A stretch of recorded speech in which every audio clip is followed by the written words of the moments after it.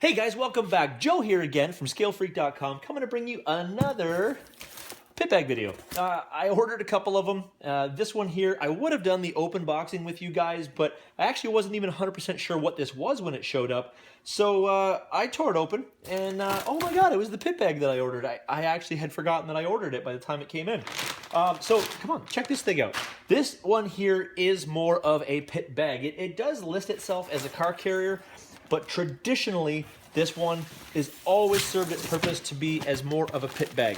This one here is from 3Racing, and the website says that this is version 4 of this bag. See ya! I'm gonna break something one of these days. This is version 4 of this bag, which basically means that this has been honed and revised to be what it is today. Now this one is a wee tad bit beefier. This one's got the handle. This one's got the hard legs on the bottom, and it has some rollers. So this thing is actually made to take some weight and be easy to carry behind you. But you know, it is what it is. These things are great. These things are made to take some abuse as well. I've had a lot of pit bags in my history, and I've destroyed a lot of pit bags in my history. So let's see how this one goes together. So first, I'm just going to set this out of the way. I'm going to grab the bag full of boxes and instructions. Where's my knife? Open it up. Sticker sheet, instructions on how to build, and what we're building today.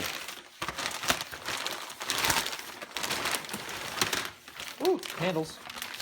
All right, so this looks like it's going to be very, very similar to the other pit bag that I had built. The idea behind it being is instead of the bag itself having a bunch of different setups, a bunch of different drawers and Velcro on the inside of it to stick walls and stuff to, you're actually building boxes. And the boxes, the purpose of the boxes is to basically make sure that it's got a drawer inside that slides no problem. So maybe this is again where they consider it more of a car carrier. There we go for that. See, that's just how easy it is to build one of those.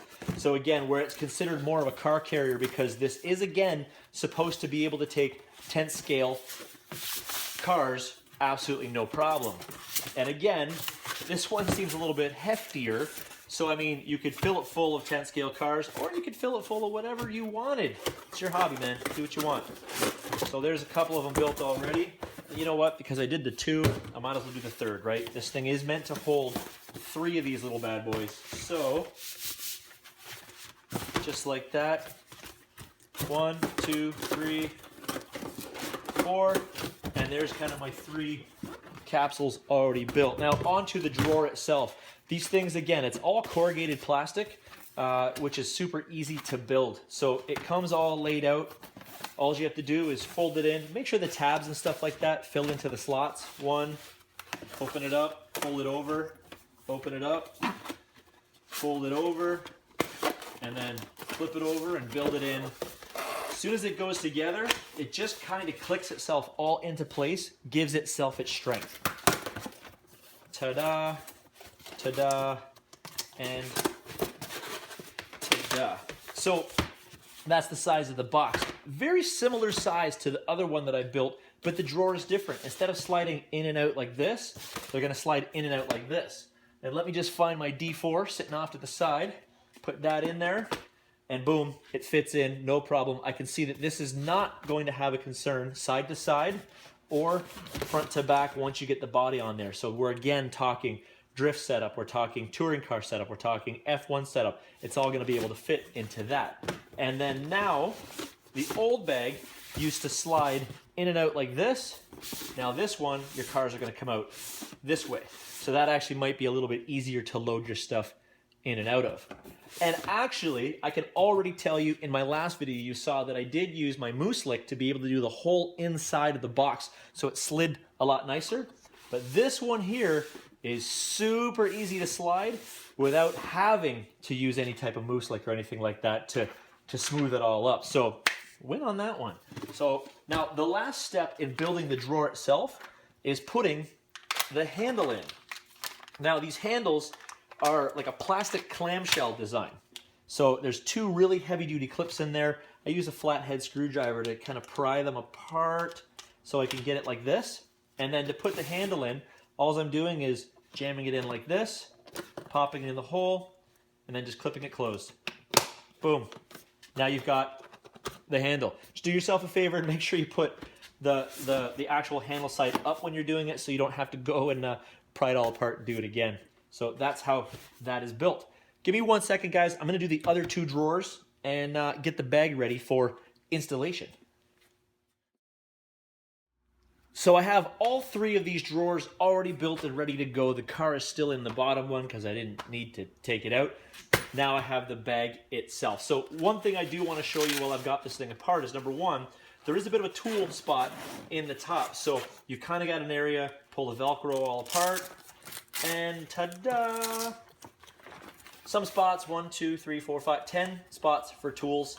Kind of maybe just put some drivers or maybe a set of pliers or something in there. That way you've got a few extra things with you. This is not all closed in like some of my other pit bags are. So if you drop something small in there during transport, it's going to wind up all in the mechanism for the arm, or it's going to wind up on the road, one of the two. I've done that before. Of course, just zip this closed real quick. Velcro this guy closed again just for the carrying handle. Now we stand it up. So there's no air getting in here, so it's not standing up very easily. Open up the front bag. Ta-da! And perfect. I actually hope it had these as well. It's got little Velcro tabs down here so that you can actually, on a day where you're running, just roll this little bad boy up like this. And you can Velcro these things open like that to keep the front flap out of the way so it doesn't have to cover over your tools. It doesn't keep flipping down. So now we stand this bad boy up, and it's got nice hard walls. So let me just stand it up for the first time and get these. Oh, that's why. These are in there. So there is Velcro on the inside to hold them apart. Out of the way. Perfect. Stand this bad boy up each side. Click them into place. Stretching it for the first time can sometimes be a nightmare. Now, there's one thing to point out. There is very nice hard plastic on the inside of these walls that the rivets are into, which basically means that you're not going to have a problem with it pulling these things through the vinyl. Long time ago, I did have a pit bag that had that problem, where stuff would literally just pull itself through, and that was a hindrance, because next thing you know, you're sending it to a friend who's good with a sewing machine to get your stuff all fixed again. It was a massive pain, but you know, that was back when that was just the way pit bags were, and you had to deal with it. So this thing is definitely built. Wow, this thing is definitely built to be tight. Got to get it over this rivet. There we go. Now it's strong. Bang. It's up and it's up. Now these walls are made out of hard plastic, which is excellent. Actually, that's excellent, super excellent. Now these guys here are also made out of hard plastic. So some of my older pit bags, these were not made out of hard plastic. These were made out of coroplast on the inside of them as well. So they were not that productive, is what I will say. So for this one here, for sizing, because I don't know exactly where each one's going to go, I'm going to throw a box in.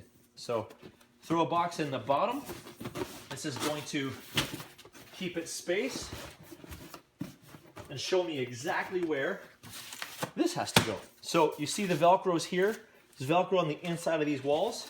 So basically what you do is fold it up, set this in nice and level on top, like that, and then stick the Velcro up on the wall. And it will hold it there. Now you want to make it so that the Velcro is hanging the shelf. That way, whatever's sitting on top of it is pulling the Velcro down. So there's one.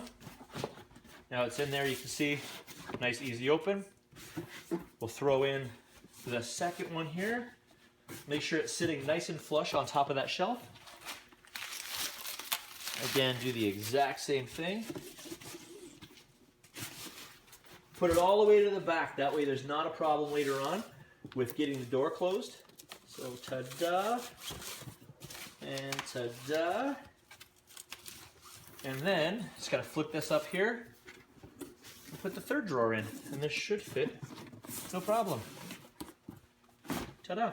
1, 2, 3. So now with all of that stuff sitting in there, you're going to have the structure.